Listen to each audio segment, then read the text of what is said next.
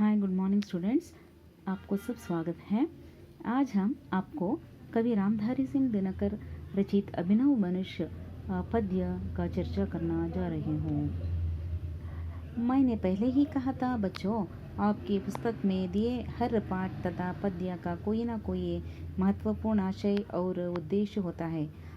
इस पद्य के द्वारा कवि बच्चों में स्नेह, मानवीयता, भाईचारा आदि भावना जगाना चाहते हैं।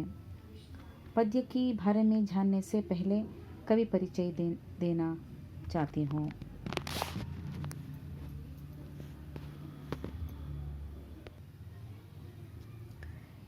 कवि परिचय। कवि रामधारी सिंह दिनकर जी का जन्म सन 1908 को बिहार प्रांत के मुंगेर जिले में हुआ। पहले वे रेडियो विभाग में काम करते थे।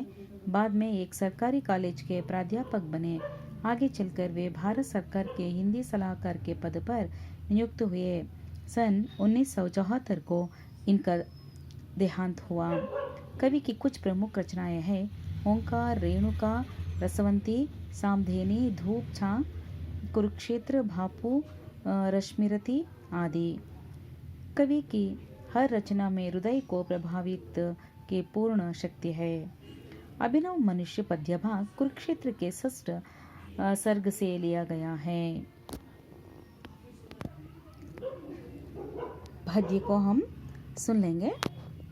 आज की दुनिया विचित्र नवीन, प्रकृति पर सर्वत्र है विजयी पुरुष आसीन है। भांदे नर के करों में वारी विद्युत भाप, हुकुम पर चढ़ता उतरता है पवन का ताप।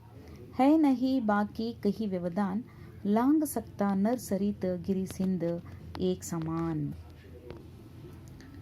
यह मनुज जिसका गगन में जा रहा है यान, खामते जिसके करों को देकर परमाणु। यह मनुज जो सृष्टि का श्रृंगार, ज्ञान का विज्ञान का आलोक का अगर, व्योम से पाताल तक सब कुछ इसे है ज्ञेय। पर ना यह परिचय मनुज का, यह ना उसका श्रेय। श्रेय उसका बुद्धि पर चैतन्य उर की जीत, श्रेय मानव की असीमित मानवों से प्रीत। एक नर से दूसरे के बीच का व्यवधान तोड़ दे जो बस, वही ज्ञानी वही विद्वान और मानव भी वही। अब इसका भावार्थ है। कवि कहते हैं कि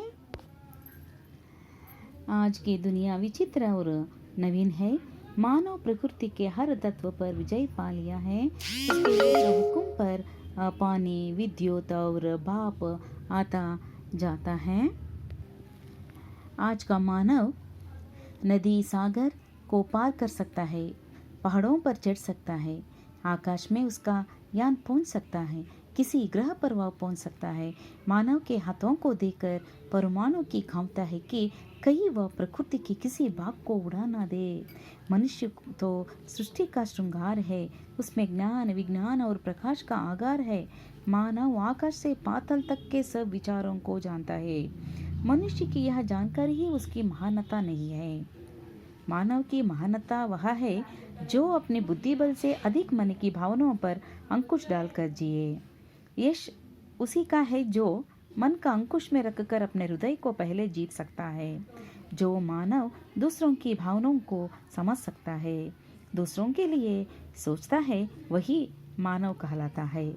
मानव भी वही है, ज्ञानी भी वही है, विद्वान भी वही है जो दूसरों की भावनाओं को समझकर उनके साथ अच्छे व्यवहार करता है। ಅಂದರೆ ಇದರ ಭಾವಾರ್ಥ ನಾನೀಗ ಕನ್ನಡದಲ್ಲಿ ನಿಮಗೆ ವಿವರಿಸ್ತೇನೆ. ಈ ಪದ್ಯದಲ್ಲಿ ಆಧುನಿಕ ಮಾನವ ಮತ್ತು ವೈಜ್ಞಾನಿಕ ಯುಗದ ಬಗ್ಗೆ ಚರ್ಚಿಸಲಾಗಿದೆ. ಈಗಿನ ಮನುಷ್ಯ ಪ್ರಕೃತಿಯಲ್ಲಿರುವ ಪ್ರತಿಯೊಂದು ವಸ್ತುವಿನ ಮೇಲೆ ತನ್ನ ವಿಜಯವನ್ನು ಸಾಧಿಸುವುದರಲ್ಲಿ ಸಾಮರ್ಥ್ಯವನ್ನು ಹೊಂದಿದ್ದಾನೆ. ಅವನ ಒಂದು ಆದೇಶದಿಂದ ಹರಿಯುವ ನೀರನ್ನು ತಡೆಗಟ್ಟಬಹುದು. ಹೇಗೆ ಆಣೆಕಟ್ಟನ್ನು ಕಟ್ಟಿ ನೀರು ನೋಡಿ, ಫ್ಲಡ್ಸ್ ಎಲ್ಲ ಆಗ್ತಾ ಇರೋದು ನಿಮಗೆ ಚೆನ್ನಾಗಿ ಗೊತ್ತಿದೆ. ಸೊ ಈ ಆಣೆಕಟ್ಟು ಕಟ್ಟಿದಾಗ, ಆಣೆಕಟ್ಟು ಅಂದರೆ ಡ್ಯಾಮ್, ಸೊ ಈ ಡ್ಯಾಮ್ ಇಂದ ಏನಾಗುತ್ತಪ್ಪ ಅಂತಂತಂದರೆ ಬ್ಯಾಕ್ ವಾಟರ್ನೆಲ್ಲ ಅವರು ರಿಸರ್ವ್ ಮಾಡಿಕೊಂಡು ಇರಿಗೇಷನ್ಗೆ ಸಹಾಯವನ್ನು ಅಂತಂದರೆ ಅಗ್ರಿಕಲ್ಚರ್ಗೆ ಯೂಸ್ ಮಾಡ್ಕೊಳ್ತಾರೆ. ಹೀಗೆ ಕೆಲವೊಂದು ಬೃಂದಾವನ್ ಗಾರ್ಡನ್ ನೀವು ನೋಡಿರ್ಬೋದು ಮೈಸೂರಲ್ಲಿ. ನೋಡಿ ಎಷ್ಟು ಚೆನ್ನಾಗಿ ಅವರು ಬೃಂದಾವನ್ ಗಾರ್ಡನ್ ಮಾಡಿದ್ದಾರೆ. ಅದು ನೋಡ್ತಾನೆ ಇರಬೇಕು ಅನಿಸುತ್ತಲ್ಲ. ಸೊ ಹೀಗೆ ಮಾನವ ತನ್ನ ಒಂದು ಸಾಮರ್ಥ್ಯದಿಂದ ಎಷ್ಟೆಲ್ಲ ಮಾಡಿದ್ದಾನಲ್ಲ. ಹಾಗೆ ನೀರಿನಿಂದ ವಿದ್ಯುತ್ತನ್ನು ಹೇಗೆ ಇದು ಮಾಡೋದು ತಯಾರಿಕೆ ಅದನ್ನು ನೀವು ನೋಡಿದ್ದೀರಾ. ಶಿವನ ಸಮುದ್ರದ ಹತ್ರ ಇದೆ ಹೈಡ್ರೋ ಎಲೆಕ್ಟ್ರಿಕ್ ಪವರ್ ಅಂತ ಹೇಳಿ ಸ್ಟೇಷನ್, ಹೈಡ್ರೋ ಎಲೆಕ್ಟ್ರಿಕ್ ಸ್ಟೇಷನ್ ಅಂತ ಹೇಳಿ. ಮತ್ತು ಹಾಗೆ ವಿದ್ಯುತ್, ಹಾಗೆ ಮತ್ತು ಮೋಡದ ಬಿತ್ತನೆ ಅಂತ ಅಂದರೆ ಮಳೆ ಬರೆಸೋದು, ಮಳೆ ಬರದೇ ಇದ್ದರೆ ಆ್ಯಸಿಡ್ ರೈನ್ ಅಂತ ನಾವು ಹೇಳ್ತೀವಲ್ಲ. ಹೀಗೆ ಮಾನವ ಎಲ್ಲ ಒಂದು ಸೈಂಟಿಫಿಕ್ ವೈಜ್ಞಾನಿಕ ಮುಖಾಂತರನೇ ಅಲ್ವಾ. ಹಾಗಾಗಿ ಕವಿ ಇಲ್ಲಿ ಹೇಳ್ತಾ ಇದ್ದಾನೆ ಆಧುನಿಕ ಮಾನವ ಅಂತ ಹೇಳಿ. ಸೊ ಅವನು ಎಷ್ಟೋ ಹಲವಾರು ಕಾರ್ಯಗಳಲ್ಲಿ ವಿಜಯವನ್ನು ಸಾಧಿಸಿದ್ದಾನೆ. ಹಾಗೂ ನದಿ, ಸಾಗರ, ಪರ್ವತ ದಾಟುವುದರಲ್ಲೂ ಸಹ ಅಂತಂತಂದರೆ ನದಿ ಒಂದು ದಡದಿಂದ ಇನ್ನೊಂದು ದಡಕ್ಕೆ ಸೇರಬೇಕು ಅಂದರೆ ದೋಣಿ, ನೌಕೆ ಸಹಾಯದಿಂದ, ಹಾಗೂ ಸಮುದ್ರ ದಾಟಬೇಕಂದ್ರೆ ಸುಲಭವಾಗಿ ನಾವು ಹಡಗುಗಳನ್ನು ತಯಾರಿಸಿದ್ದಾನೆ. ಮತ್ತು ದೇಶದಿಂದ ಮತ್ತೊಂದು ದೇಶಕ್ಕೆ ಹೋಗೋದಕ್ಕೆ ವಿಮಾನಗಳನ್ನು ಸೃಷ್ಟಿಸಿದ್ದಾನೆ. ಹೀಗೆ ಹಲವಾರು ಹೊಸ ಆವಿಷ್ಕಾರಗಳ ತಂತ್ರಗಳ ಮೂಲಕ ಅವನು ಪ್ರಸಿದ್ಧಿಯಾಗಿದ್ದಾನೆ. ಹಾಗೂ ಆಕಾಶದ ಮಾರ್ಗದಲ್ಲಿ ಪ್ರಯಾಣ ನಡೆಸಿದ್ದಾನೆ. ಗ್ರಹಗಳ ಬಗ್ಗೆ ತಿಳಿದುಕೊಂಡಿದ್ದಾನೆ. ಸ್ಪೇಸ್ ಶಿಪ್ಗಳನ್ನು ಬಳಸಿ ಮಾಹಿತಿಗಳನ್ನು ತಿಳಿದುಕೊಂಡಿದ್ದಾನೆ. ಚಂದ್ರ ಲೋಕಕ್ಕೂ ಸಹ ಪ್ರಯಾಣ ಬೆಳೆಸಿದ್ದಾನೆ. ಈಗ ಅವರು ಮಂಗಳ ಗ್ರಹದಲ್ಲೂ ಮಾನವ ಜೀವನ ಮಾಡಬಹುದಾ ಅಂತ ಸಹ ಅವರು ನೋಡ್ತಾ ಇದ್ದಾರೆ.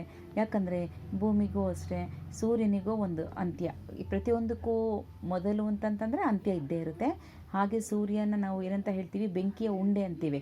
ಸೊ ಅದು ಈಗ ತುಂಬ ಜೋರಾಗಿ ಉರಿತಾ ಇದೆಯಂತೆ. ಉರಿಯೋ ದೀಪ ಏನೋ ಹೇಳ್ತಾರಲ್ಲ, ಆರೋ ದೀಪ ತುಂಬ ಉರಿಯುತ್ತಂತೆ ಕೊನೆ ಗಳಿಗೆಯಲ್ಲಿ.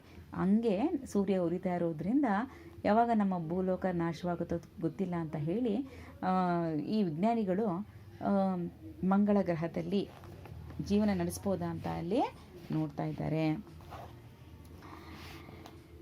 ಹಾಗಾಗಿ ಆಕಾಶದಿಂದ ಪಾತಾಳದವರೆಗೂ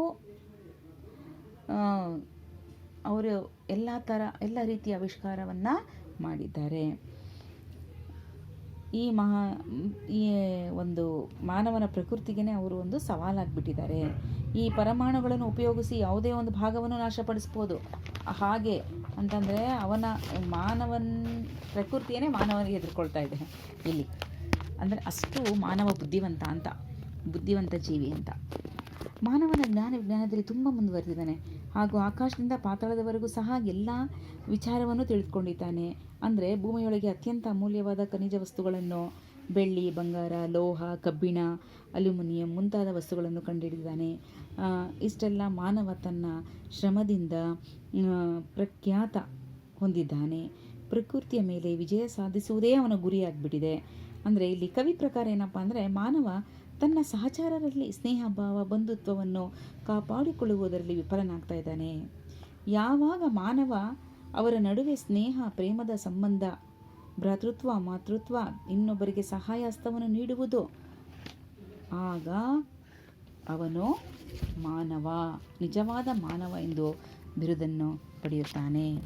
ಆವಾಗ ನಾವು ಅವನಿಗೆ ಹೇಳ್ತೀವಿ ವಿಜ್ಞಾನಿ ಮಾನವ, ಜ್ಞಾನಿ ಮಾನವ, ಎಲ್ಲನೂ ಹೇಳ್ತೀವಿ ನಾವು ಅವಾಗ. ಯಾಕೆಂತಂತಂದರೆ ಅವನಲ್ಲಿ ಒಂದು ಪ್ರೇಮ, ಸ್ನೇಹ ಭಾವನೆ, ಇನ್ನೊಬ್ಬರ ಭಾವನೆಗಳನ್ನು ಅರ್ಥ ಮಾಡ್ಕೋಬೇಕು.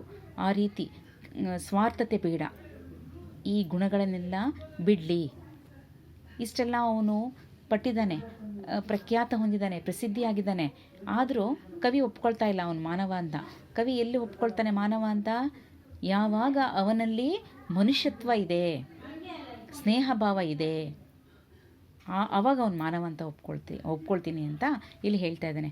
ಮಕ್ಕಳೇ, ನಿಮಗೆಲ್ಲ ಈ ಪಾಠದಿಂದ ಚೆನ್ನಾಗಿ ಅರ್ಥ ಆಗಿರಬೇಕು.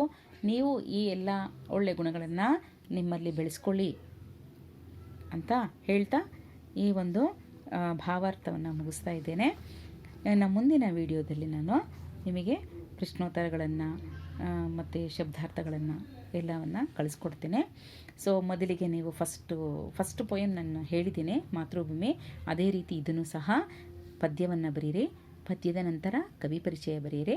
ಕವಿ ಪರಿಚಯ ಆದ ನಂತರ ಮೀನಿಂಗ್ಸ್ ಅಂದರೆ ಶಬ್ದಾರ್ಥ, ಆಮೇಲೆ ಪ್ರಶ್ನೋತ್ತರಗಳನ್ನು ಬರೀರಿ. ಅರ್ಥ ಆಯಿತಾ? ಸೊ ಒಂದ್ಸಲ ನಿಮಗೆ ಇಂಗ್ಲೀಷಲ್ಲೂ ಸಹ ಇದ್ರ ಬಗ್ಗೆ ನಾನು ಹೇಳಿಬಿಡ್ತೀನಿ. ಅಂದರೆ ಸ್ವಲ್ಪ The poet says that modern man has achieved many things. He has found out many secrets of the universe and he had established his power and strength. His achievements are praiseworthy, but he has lost all human feelings. The poet says that modern man, however great may be, he should remain as a human being. He should try to think of the welfare of the society and also of the world. ನೋಡಿ, ಈಗ ಕೆಲವ್ರಿಗೆ ಈಗಲೂ ಅರ್ಥ ಆಗಿರ್ಬೋದು. So human feelings ಅಂದರೆ ಏನು? Friendship, love, affection. ಈ should not be a selfish. ಇದೆಲ್ಲನೂ ಹ್ಯೂಮನ್ ಫೀಲಿಂಗ್ಸ್. ಸೊ ಇದನ್ನೆಲ್ಲ ಅವನು ಇನ್ನೊಬ್ಬರಲ್ಲಿ ಹಂಚ್ಕೋಬೇಕು, ತಿಳ್ಕೋಬೇಕು. ಆಗಲೇ ಅವನು ನಿಜವಾದ ಮಾನವ ಅಂತ ಕವಿಯ ಪ್ರಕಾರ. ಸೊ ಇಷ್ಟೆಲ್ಲ ನಿಮಗೆ ತಿಳಿಸಿದ್ದೇನೆ. ಸೊ ಎಲ್ಲ ನೋಟ್ಸನ್ನು ಕಂಪ್ಲೀಟ್ ಮಾಡಿ ಓದ್ಕೊಳ್ಳಿ. ನೆಕ್ಸ್ಟ್ ನಾನೊಂದು ಟೆಸ್ಟನ್ನು ನಿಮಗೆ ಕಂಡಕ್ಟ್ ಮಾಡ್ತೀನಿ. ನೆಕ್ಸ್ಟ್ ವೀಕಲ್ಲಿ ಕ್ವಶನ್ ಪೇಪರ್ ಕಳಿಸ್ತೀನಿ. ಅದಕ್ಕೆ ನೀವು ಆನ್ಸರ್ ಮಾಡಿ ಕಳಿಸ್ಬೇಕು. Okay students?